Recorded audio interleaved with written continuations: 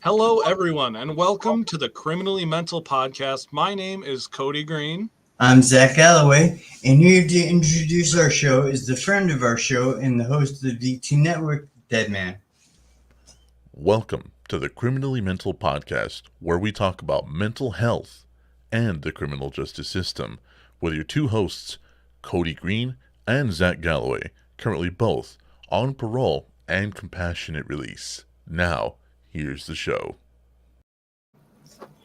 I'm still kind of tripping over last week. That was pretty cool. That was For those of you who don't know, first of all, where the fuck you been? Second of all, last week we had Deadman as a surprise guest on the show.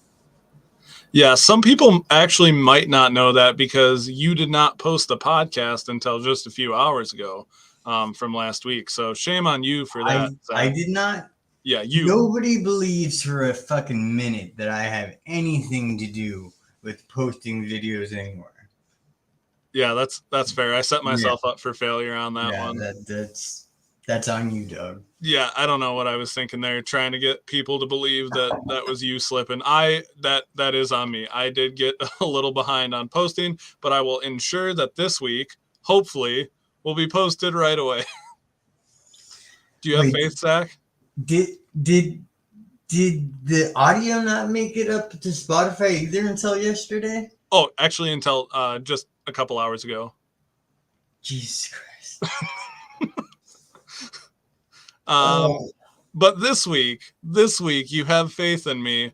As soon as we're done here, we're gonna get this audio edited and posted, and that's a Kody promise. Yeah. Anyway, how you been this week, Kody?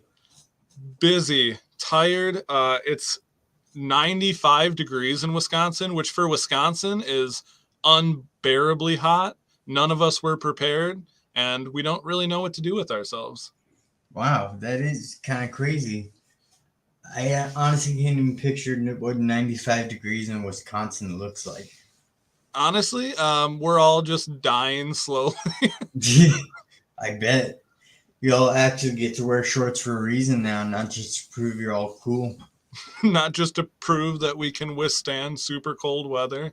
What is that? What is it about white people in Wisconsin that it drops down to like negative balls degrees and like better put on my short shorts and my sandals and go get the mail? Honestly, I don't know because I'm not one of those people, but there are people where in the dead of winter here will throw on shorts and like a t-shirt or like just to like look like they're actually trying. They'll throw on like shorts and a sweatshirt. And it'll be like negative 10, negative 20 degrees outside. And I don't get it for the life of me. Man. Well, as you guys may have guessed, we do not have guests on our show this week. It's just going to be me and Sir Kody here. Yeah, unfortunately for everyone listening, I do apologize. We do have guests the next couple of weeks already lined up, which is super exciting. We actually had an idea for today, which is something we've never done here, but I've done on my personal channel. Today, me and Zac are going to play a game. The game is called Psych Ward or Prison. We are going to present the other person with a story, and that person has to figure out if that is something that happened to us, or should we say us or someone that we were incarcerated with, or do you want it to be just stories? I mean, let's stick to just us, I think.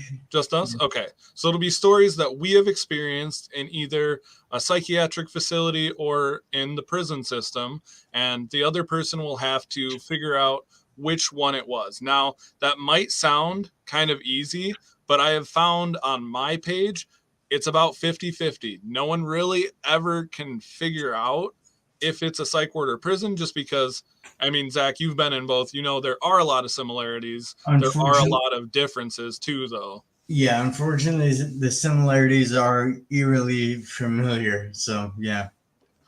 Absolutely. So I personally, and people always ask me this, and I'm going to ask you in a second too, but the thing that annoys me the most is when people ask, what's worse, a psych ward or prison?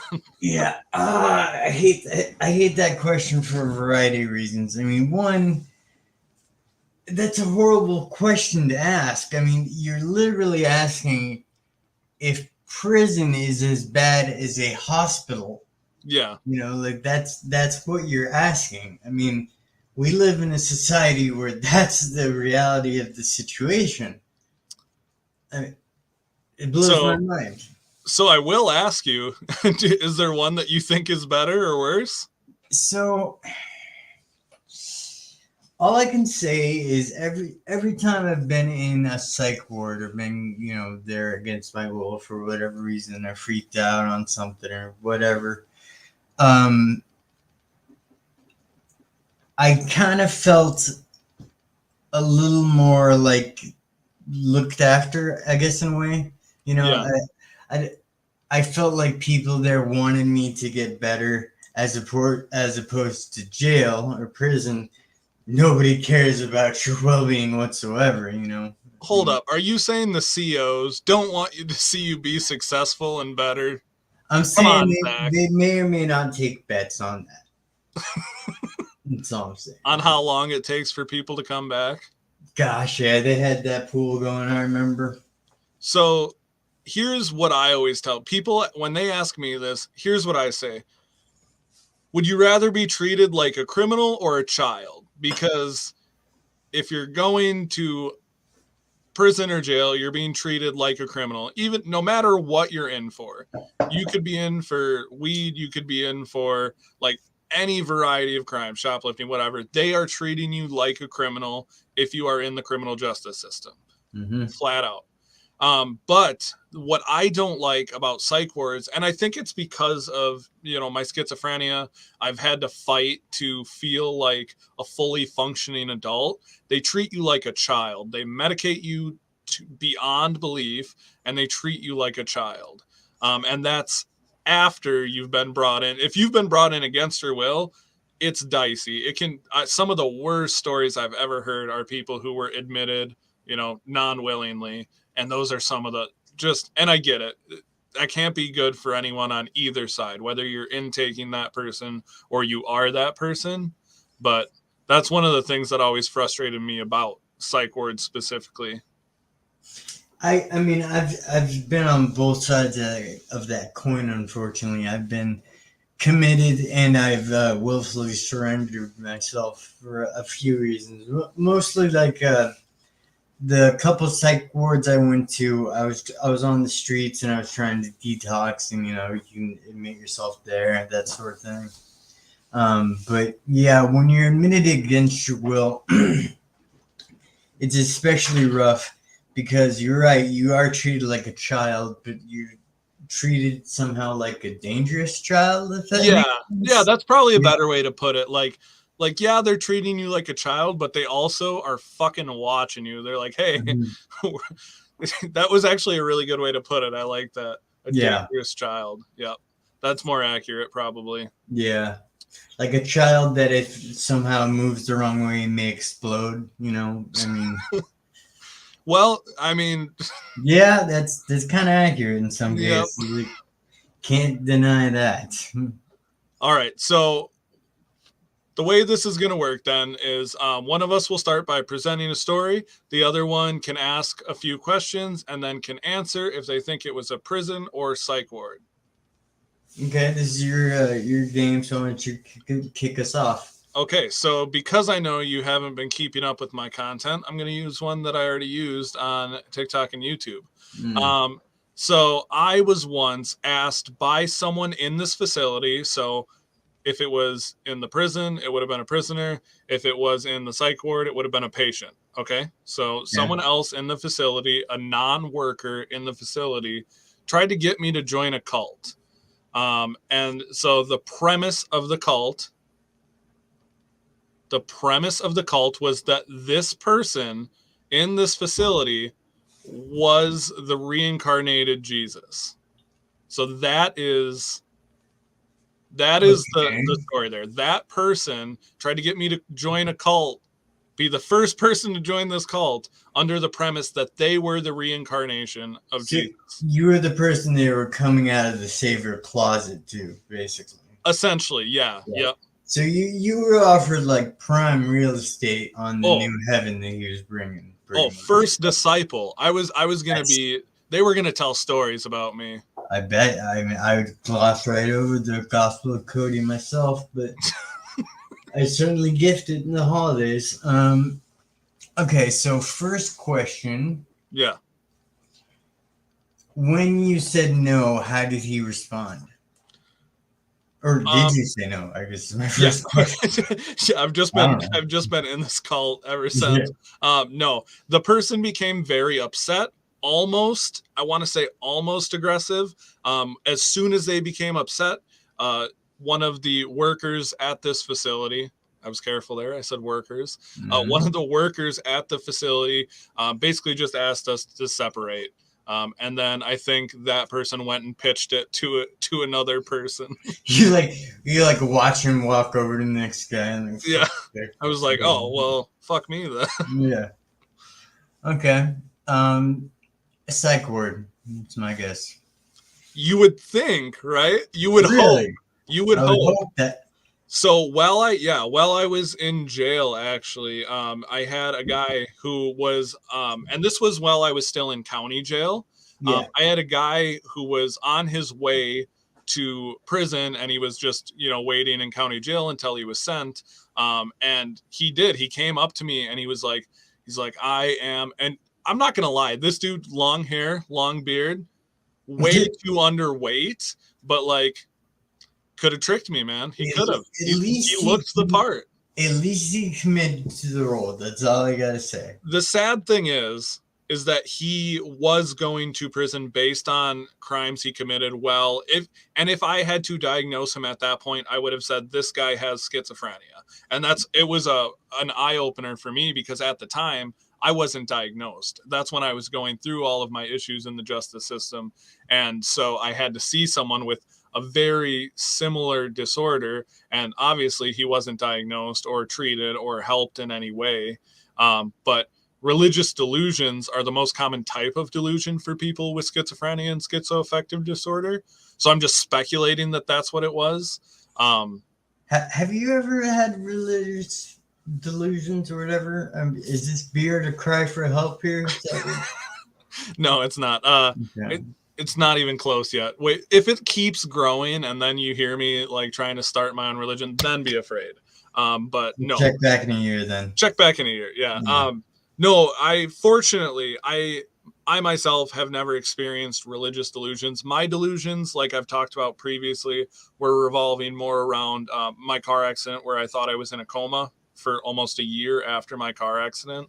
That was like one of my ongoing delusions. Other than that, I never specifically dealt with religious delusions. I'm really grateful for it, because I've seen what that looks like. And there's a reason. There's just something about religion where a psychotic mind can just grab onto it and just go with it. The same thing with like government conspiracies with people with paranoia and delusions. It's just so easy for the brain to just grab it and run with it. Just wanted to do a quick shout out to any of the government forces listening in. We do love you and appreciate your guidance. That was a joke, by the way, Kody. You laughed at that. I'm just nodding to the FBI agent looking through the camera. Okay, so it's my turn, yeah? Oh, yeah, yeah. I don't know if I'm prepared for the level of insane stories you're about to bring my way. Okay, here we go. The first night in this facility that I was in, my roommate, I woke up and he was violently masturbating and punching himself in the face while doing it. Like hard in the face? That the violent masturbating wasn't the sound that woke me up. It was the punching himself in the face while doing it that did it. Oh my God. God. All I heard was this bam, bam, bam. I turned, I look over, and I did what I think anyone would do, and I rolled the fuck back over. It was not my business, man. I don't know why. I thought you were gonna say I did what anyone would do, and then just say something that like only you would do. Be like, hey, you need a hand? I should have offered now to think about it, but Yeah, clearly not a good friend to the person you obviously just not. met. Is that it? Is there more to it? I mean, he did scream cowabunga when he finished, so I was gonna add that. Probably could have left that out. I don't know. I feel better that you all know that now. Yeah, I don't know if I feel better knowing I that feel better that you information. know that. Mhm. Oh, okay. Okay, so I got some questions. Go ahead. This one's tough because like I could see it in either. Yep. So first night there, you must not mean like your first intake. Like at this facility, was there a night or two of intake, or did you go straight when you got to this facility? You went straight to a cell with another person, or a room, I should say. At this particular facility, no. There was kind of a process before getting a room. Okay, and I don't even know what kind of questions to ask about this. Oh my gosh. Okay, so here's my question. Because I've been in facilities before, and I've unfortunately had the unpleasure of seeing people help themselves in different facilities. And I remember seeing someone. I looked over. Dude had no clothes on, blankets on the floor. Was the person just like blankets and everything? Were they covering, or you're No. acting like you saw it? I did. He was standing up. Oh, he was standing up, so it wasn't even in like Wasn't even in a in his bed. bunk anymore. He was up next to the bed and just going to town, man. Cowabunga. I'm gonna say prison on that one. Yeah.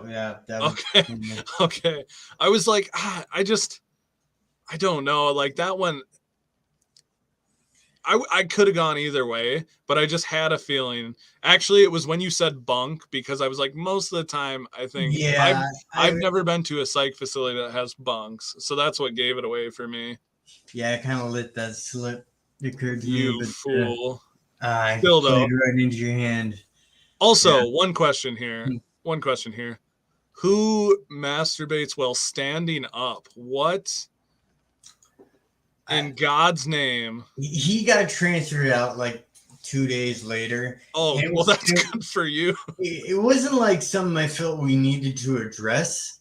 You were just gonna leave it. I was totally cool with leaving that just a thing, because like the next morning he turns and looks at me and says, "Hey, I got my paperwork. I'm walking in 2 days," and I'm like, "Fucking cool, man! Awesome, Good for you, dude. good for you. Awesome for Oh my me, God.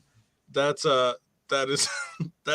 Yeah, so at that point, I didn't feel that we needed to address it and grow closer as individuals. So yeah, just leave that and move on, yeah, probably. just leave that in the past where it belongs. Gotcha. Okay, so the next one I have, a worker at one of the facilities I was at. So either either a prisoner or psych ward, one of the workers there, when they found out that I was having hallucinations and hearing voices, they actually told me that what I was experiencing was a spiritual awakening, and I needed to ease into it and really embrace it. So one of the workers and I know you're looking like, oh, neither way is this going to be good. But this happened at one of the facilities where one of the workers told me that because I was hearing voices, I was just having a spiritual awakening. I feel like I want to say this happened in prison, but that makes too much sense. So I'm gonna have to say psych ward. So that one I purposely made a little challenging. That one was thankfully not in a psych ward. That one, yeah, you're right. That one did happen in a correctional facility. I mean, there's still no excuse for that shit. No, but, and it's yeah. still like, and you got to realize at the time I was undiagnosed. Like now, when people say that, I'm able to defend myself, get a little more information to the person who believes that. At the time, I didn't really know much about schizophrenia. I wasn't diagnosed. I didn't even want to admit that I was having a problem. And the first time I brought it up to someone, that I was like hearing voices, this is while I was still incarcerated. And so at this point, I was just coming to terms with the fact that I needed some sort of help. And the first person that I went to was like, no, you're fine. That's just a spiritual awakening. Oof. Yeah. That's rough, man. I mean, so that could have really set you back in your total recovery. I mean, that off the cuff remark from that CO could have really set you back, basically. It actually did a little bit too, because while I was in there, at that point I had been trying to, kite out and go be able to talk to someone, and like I was like, I need help. I need to talk to someone. It was after I had done a little bit of time in solitary confinement, and I was literally losing my mind. Mm-hmm. Yeah. And yeah, like literally, I was like, okay, it's time. Something's wrong. And so it was really difficult because I hadn't told my wife yet. I hadn't told my mom yet. They were both aware because I was having symptoms before I went in, but I hadn't gone to either of them yet and been like, hey, I'm ready to admit there's a problem. And so the first person I did go to, that was their reaction. And so even after I got out, it took my mom and it took my wife some convincing for me, like at the point to where they had to continuously ensure me that, hey, there is something wrong. You do probably need to go talk to someone. And so it was kind of a challenge to get back on the right track there. And my mom just commented and said, Mom would like a name. Yeah, right. I'm not giving you the name. I don't even know who that was. I don't even remember the person. I was so like, that part of my life is such a blur. Like, I'm sure with like your time in prison too, looking back, it's just like, it all seems like one really long week. One really bad episode of a TV show. Right, there you go. That's exactly right, brother. Or like one really shitty movie, honestly. Just a really long, shitty movie. Yep. Okay, my turn, yeah? Yep. All right. At the facility I'm talking about, the place I was in, it was the anniversary of my mother's murder.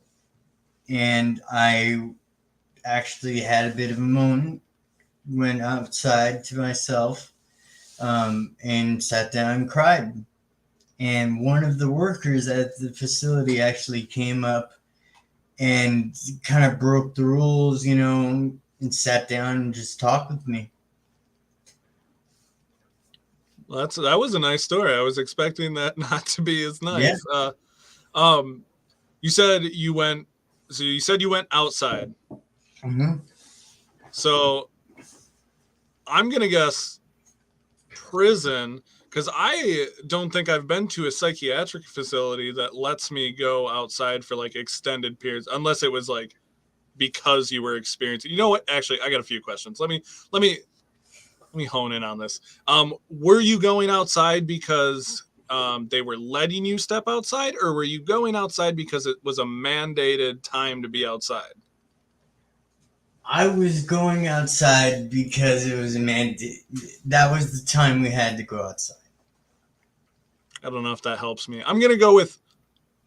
I just don't see a CO doing this, which is why I'm so torn. Like my gut says prison, but I have a hard time seeing a CO like step out of there, because the thing about COs is they don't want to appear weak in front of anyone, including individual people. They just don't want like there to be like them being seen as like a weakness or anything like that. It's actually dangerous to their life to be seen as weak. Yeah, exactly. So I'm gonna say prison, because I think, to me, it sounds like that's a way bigger deal for a CO to do that than for like a psych nurse or whatnot. That's true. I'm gonna say prison. It was prison. Okay, yeah. There there was a CEO who came up, and I've actually spoken about him before a couple times. He actually hugged me, man, and like sat down and just fucking listened to me bawl for like 5-10 minutes. It was actually really freeing. Yeah. Yeah. That's crazy. Mm-hmm. That's super like we both said, that's not something that they would typically do. So that's Yeah. And it the thing that I disliked about anything to do with the justice system is the dehumanization. That had to be like a real human moment, because you don't get a lot of those when you're in like jail or prison. So like, how was that in just terms of like sheer like shock? Because I don't know if I would have been able to like handle myself. It was a bit much for me, to be totally honest, because I hadn't been there that long yet. I hadn't really, fallen in with my clique, the sort of thing. I mean, I knew the guys, but not like that, So I was alone on literally the worst day I could imagine, and all I can do is ball in this fucking yard, man. And this isn't my first rodeo, I've been locked up before. Yeah. I don't want to be the crime guy, No, for sure. Yeah. So I'm like, I figure I'd go to a corner somewhere and do it quietly, and then here comes the CEO out of nowhere, and I'm thinking he's coming over to bust me for being alone or whatever, just hassle me. And instead he just, comes over and he asks me if I'm all right. And I tell him no. And I just literally fucking unload on the poor guy, and he just sat down and just listened to it. It was a bit much. And I mean, thinking about it right now, it's just kind of crazy, but it was a very much needed human moment. So, dang, that is crazy. So my next story, I'm trying to think of how to say this without making it obvious which facility it is. So give me a second here.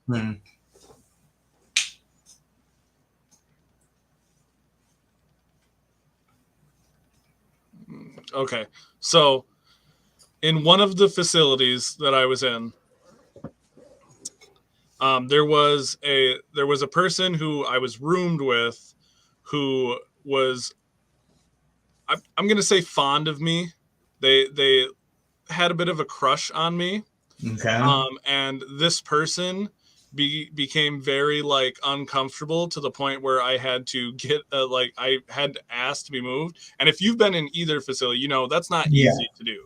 Yeah, just change rooms. Yeah, it's not something super easy to do. And the person wasn't like forcing themselves. It was just uncomfortable. It was just uncomfortable the entire time. I understand, dude. You're definitely anti-LGBTQ. Don't worry about it. No, Zach. I understand, dog. It's cool. I mean, Zach, no. At the time, I was engaged, so that's more. At the time you were. At the time, you're anti-LGBT. No. Zach. Zach. Now you're really anti. I was in a very happy, committed relationship, and so this constant pursuit from this person was unwanted. Disgusting. No, I didn't. Zach, stop it. But no, so I did ask to get moved, and it was actually granted because a few of the workers had like witnessed it, and that's how like outward it was. Like this person, it was all day, every day, and it was pretty uncomfortable. So yeah, that was that story. Okay. I know your first question. Were you saying cute? People actually like you? No, were they cute? I mean, what was wrong with them? Decent looking person, honestly. Decent looking person. Okay. Not really my type, but not a bad save. Okay.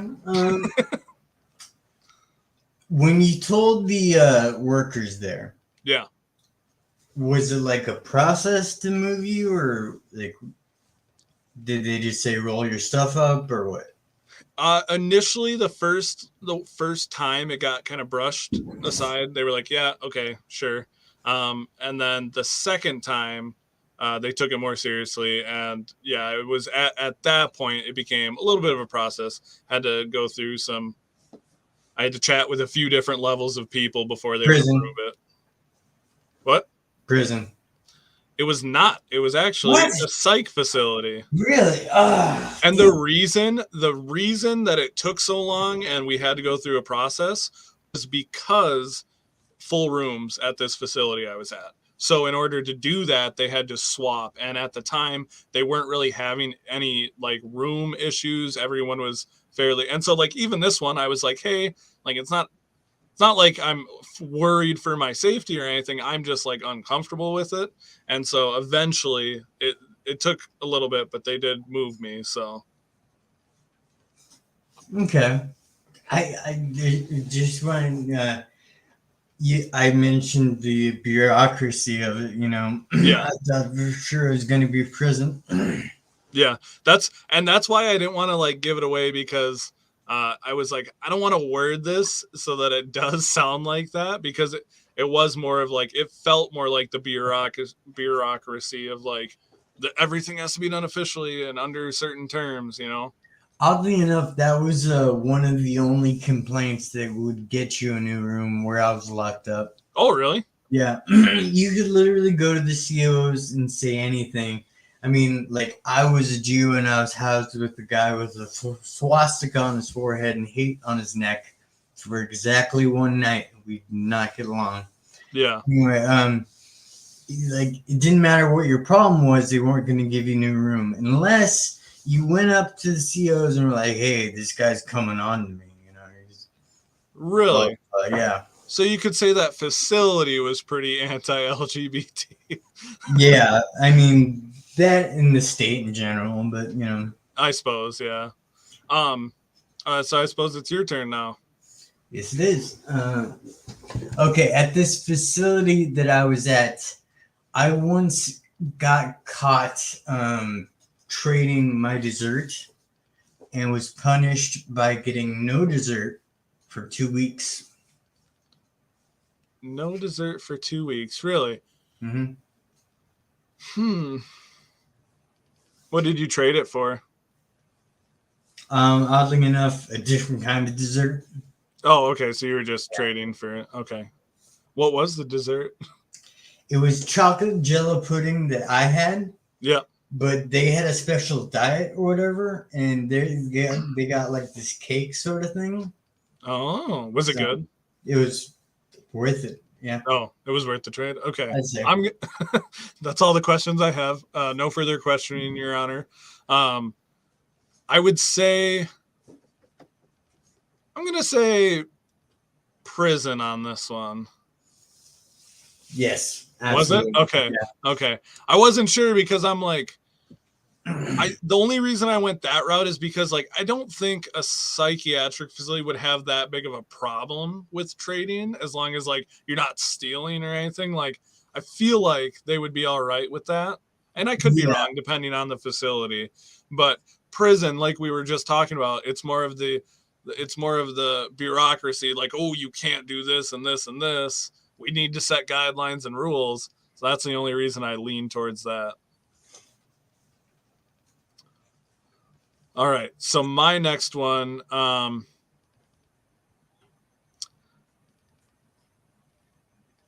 at this certain facility I was at, we were playing cards, not spades. Not spades. Okay, that was my first question. Yep. We were playing cards, and you've known me for a while now. Sometimes I can get a little confident of myself, a little too cocky. And so I started a little bit. So I started just talking mad shit about how much the people we were playing were losing. And I made a joke about one of the older guys there, and it was about him being old. It was just an old man joke. And the dude took a cup of water and threw it in my face. And he was not detained or punished in any way. So just because I know that's going to be a follow-up question, he wasn't like detained, punished in any way, but he threw a glass of water in my face and he acted like he was going to try to flip the table, but it was a table that is firmly in the ground. Yeah. Okay, my first question is, were you a bitch? Did you take that man's glass of water in the face like a bitch? And Uh, second follow-up question, as you were bitching out, did people point out the fact that you were bitching out? so here's the thing. It was my first week in this facility. Hmm. So, and actually, it was my first time in a facility like this. So when it happened, I didn't know exactly what to do. I didn't want to automatically become aggressive because the person that I was like, the older guy, knew everyone else at the table. I was still kind of on my own. I hadn't made like any like solid like friends or anything like that. So I didn't want to push my luck. I'll say I probably was a little bit of a bitch in that scenario. Okay, you But it bitched was out. more just because I was unsure of the facility and like how I should react. Right, like a bitch. I understand. I And get it. also and also I wasn't sure about how the staff there would react if I like got up and was aggressive back. Like I said, it was my first week in this facility, so I wasn't really sure how they would react. I'm gonna say prison. Yeah, that one was.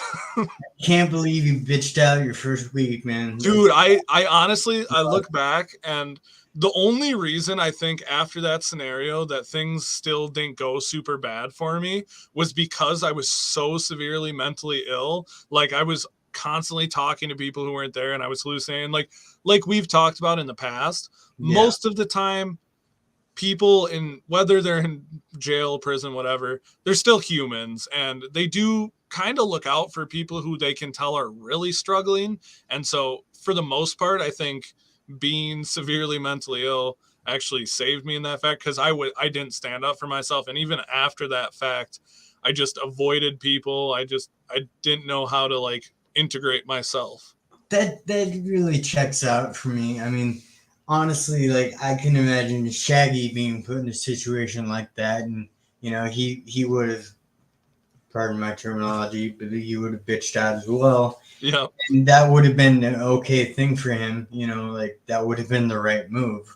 Yeah. Well, and the thing is, looking back, I don't think I would change it because had I gotten aggressive there, that's what people are going to remember about me. That's what they're going to. So something starts up, I get in even a slight heated argument with someone, they're going to automatically assume, hey, this person's willing to get aggressive. And at that point, I hadn't had the need to. And even going on from there, I really tried to avoid any sort of confrontation, especially because I was struggling so much with my mental health stuff. I just didn't even, it wasn't even me avoiding confrontation. It was me dealing too much with my own shit to worry about like fighting some dude because he took a zebra cake from me or a Hey honey man, bun. I've spilled blood for zebra cake before. That's all I'm gonna say. I But believe it.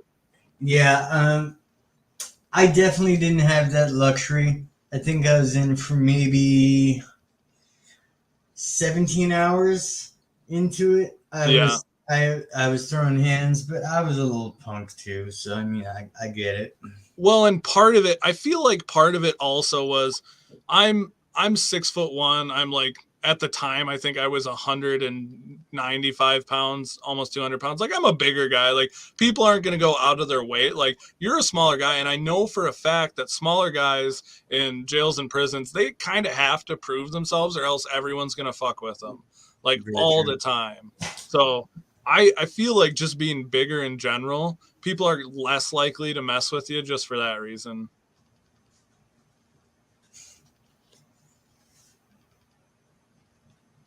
Sorry, is it my turn? Yeah. Oh, right. You're looking at me. Okay. Okay.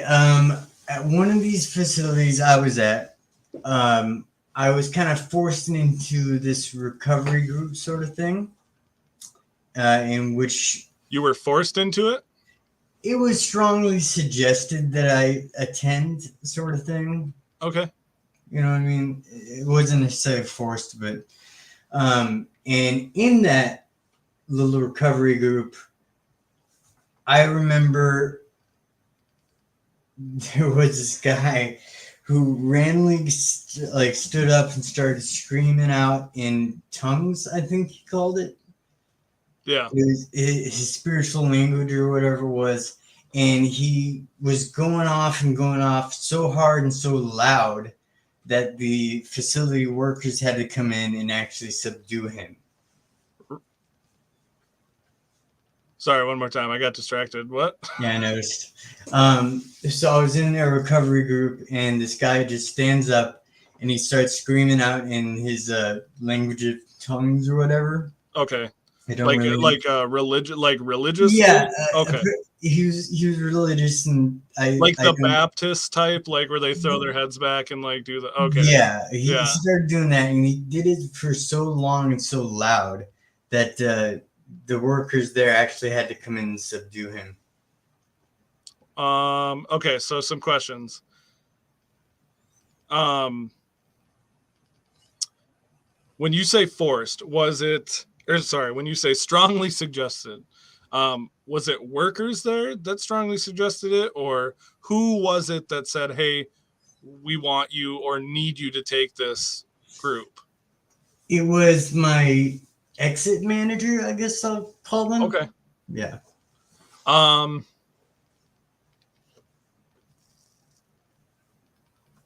So in this group, was it like NA, AA? What kind of group was it? So it was a non-specific 12-step recovery group. So just addiction, just addiction. flat addiction. Okay. The group itself, because you said he started speaking in tongues. The group itself, was it like, I know some 12-step programs can be very like God-oriented, like, religious more in aspect. Was this one of those, or was it? No, it was. And just quick shout out to Justin Nichols. No, I'm not. Just there you go. No, it wasn't a religion-driven group. It was just he felt the need to do that, I suppose. Okay. It wasn't even his turn to talk. Like the Lord was just speaking to him, and he was just. He felt the spirit move apparently, and got up and just. Okay, I'm gonna guess psychiatric facility. You're guessing correctly. I was really hoping so because someone who's experiencing that type of, like, I would say probably borderline delusion at that point, sounds almost borderline religious delusion, probably needs a psychiatric. I was only guessing that because I was really hoping that's what it was. Yeah, it was prison though. So. Oh, what? Yeah. Oh, I thought you said I was right. No, I said you were incorrect. Oh my God. Oh, that's not good. No, it's not. Oh man, that always made me sad too. And like, I'm sure people think that about me looking back. They're probably like upset seeing someone who's like really struggling with like mental health, clearly with mental health issues, stuck inside jail or prison. And I think the reason it's so frustrating is because of deinstitutionalization. Like a lot of people that probably should be, coming in and out of psych facilities are coming in and out of jails and prisons. And for anyone who's listening to the podcast, that is the 1,000th time I've said that. And I really do think that's a lot. There's a lot of truth to that. Yeah, it was really rough because, like I said, it was like an exit group, or do you know the code? Yeah. Sorry, what were you saying? Like I said, it was supposed to be an exit group, like to establish boundaries or whatever, like healthy decisions and whatnot. Yeah. And then he just stood up and started screaming. Jeez. Yeah, that would probably freak me out too if you're like just trying to attend like a session and then someone just like loses their shit a little bit. Tell you what, Allison?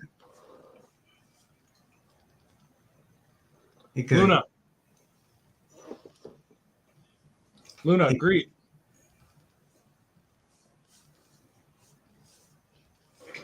Yeah, I'm going to have to get going, I think. Yeah. All right, guys. A special shout out to our sponsor, Manscaped. Check out the Lawnmower 4.0 and use the code Zac and Kody. 20% off your next order. And we're going to take off.